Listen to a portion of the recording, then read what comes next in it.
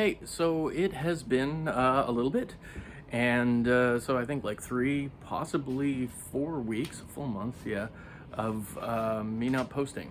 That is because I don't necessarily identify as a YouTuber, which is a strange thing to say. But what I do identify is as a guy who owns a store and loves and collects stuff. And there hasn't been anything going on.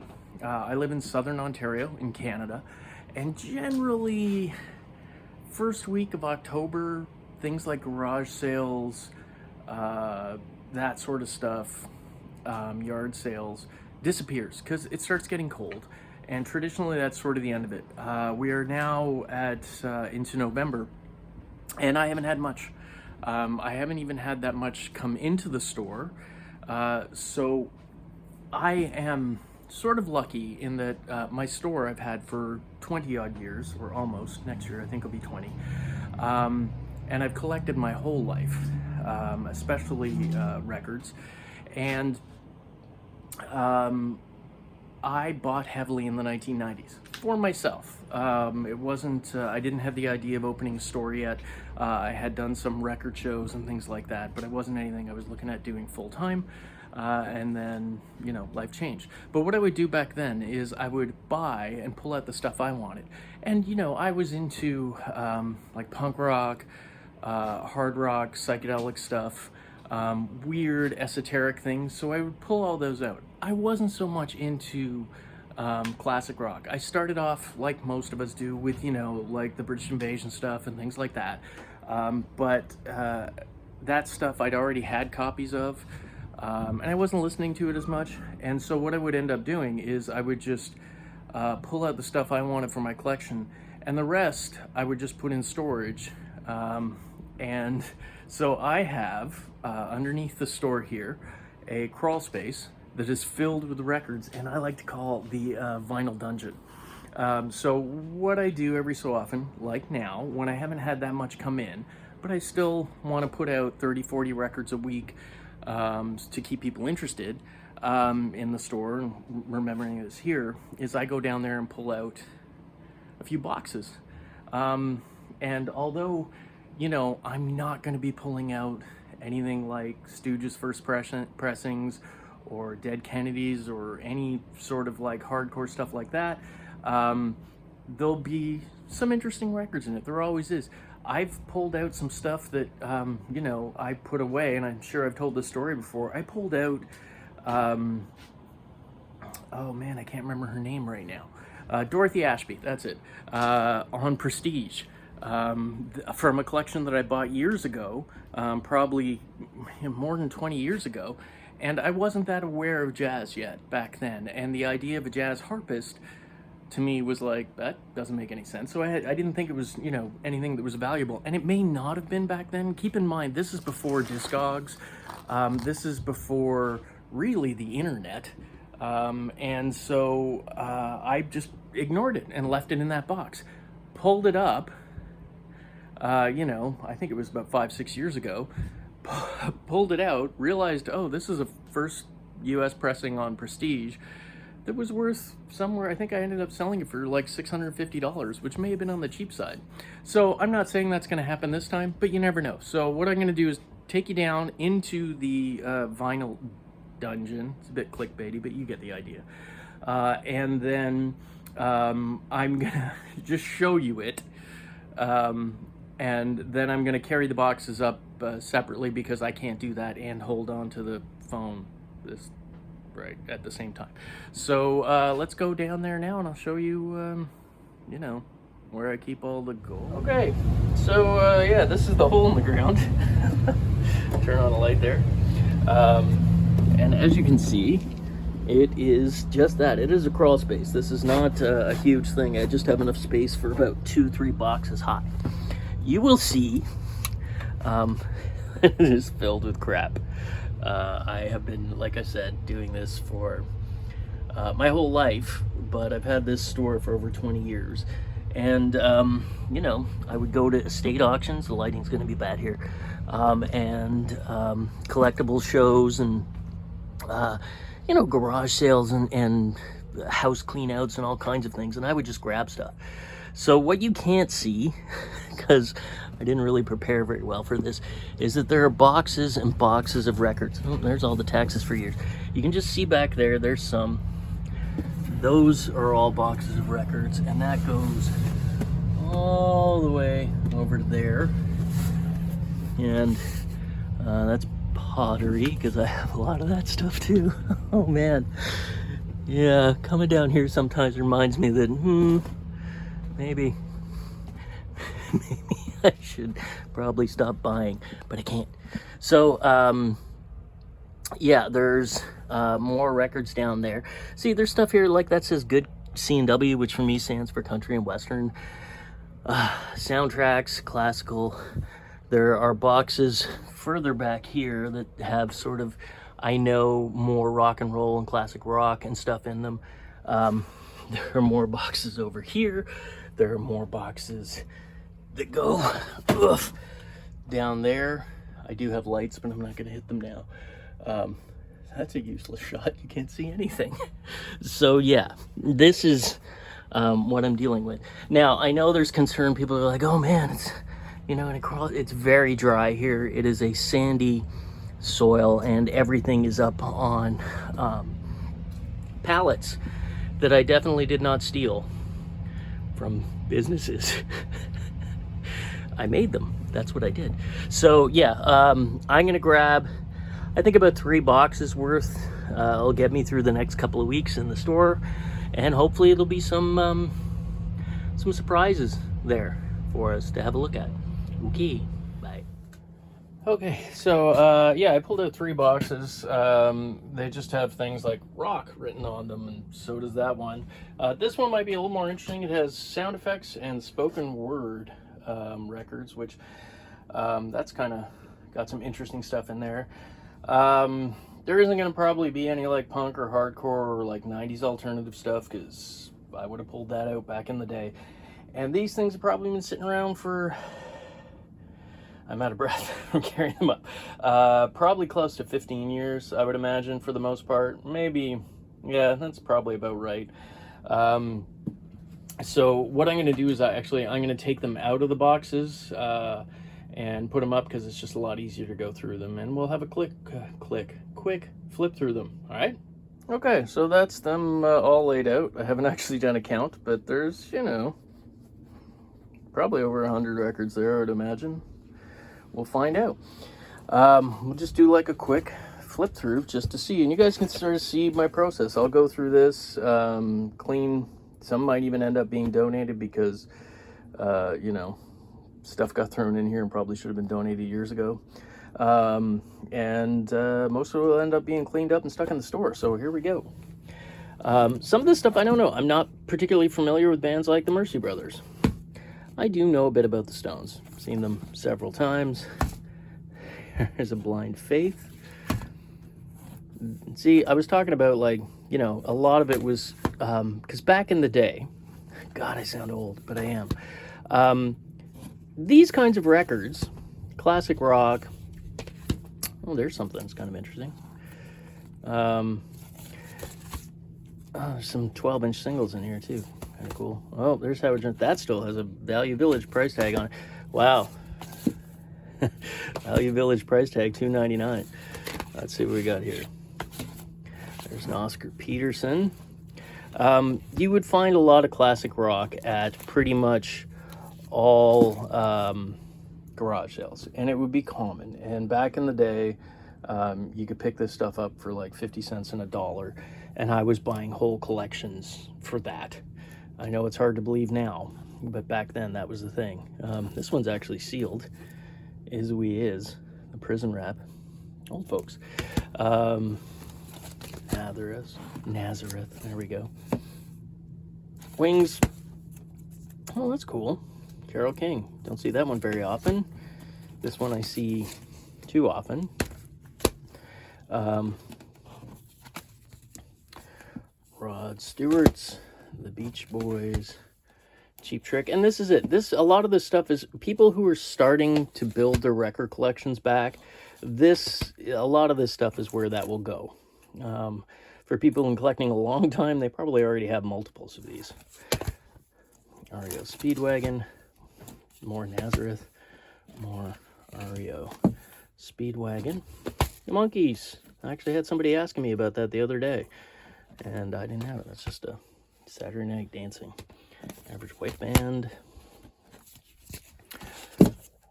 Survivor. I'm not going to say every single one because you guys can read. I had somebody ask for this the other day and I didn't have a copy in, so there you go. Look, Rick's 21. Johnny Nash. I should have probably set these up a little bit better so I could just flip through them. Sadly, somebody's written on that, but somebody will still want it so long as I discount the price because of that. But Rick James, that's such a good record. Springsteen, Bruce. Oh, that's too bad. In Excess is kicked, but obviously it has some damage. That's too bad. I might have a cover kicking around that's better than that. Genesis, Arthur Smith. Oh, that's kind of cool. The Beatles and Tony shared up. Just the sleeve. Wow, back in the day, somebody sold that for $12. That's bonkers. Sandy Nelson, Les Brown, Golden Gad. Wow, that's actually cool. That's got Sam Cooke on there. Yeah, there's some interesting things there. Joe and Eddie, Richard Harris, Herman Hermits. Somebody asked me about Cher the other day, too. Some Paul Anka, or Herman's Hermits. Fleetwoods, that's actually a pretty hard record to come by on Dalton. It's not terrifically valuable, and again, whoever bought this stuff came from one collection, because that's two of these price tags I've seen now. I paid $15 for it back in the day. I wonder if it's worth that now. Alan Freed, The New Searchers, Johnny Winter. Oh, a quadraphonic copy. That's kind of interesting. Turtles. Elgin Man. I'm not familiar with that. That's something that'll be interesting. Johnny Tilson. The Pair. There's another one I'm not familiar with. ABC. What's that? Collins. Pierre or Rene Claude. Oh, that's interesting. Not familiar with that either. Jaluka, more Richard Harris, Roddy, Jackson Brown. These are almost all going to be American or Firebirds. Canadian pressings because being in Canada. Oh, that's an early Basie. 33 10-inch.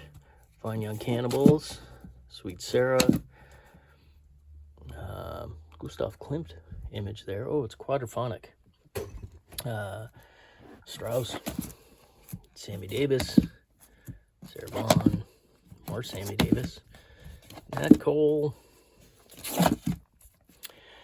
That is a local Hamilton radio station.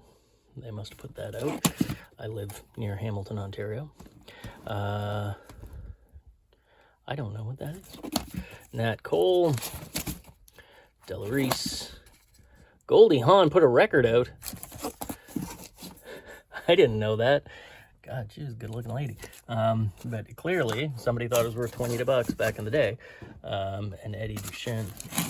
Okay, we'll move this back. I'm sure there's a better way. Yeah, I'm going to put these back. The second pile of them over here. The Bells. Classic Canadian. More Bells. George Benson. Oh, a couple of George Benson. Oh, make it a lot of George Benson.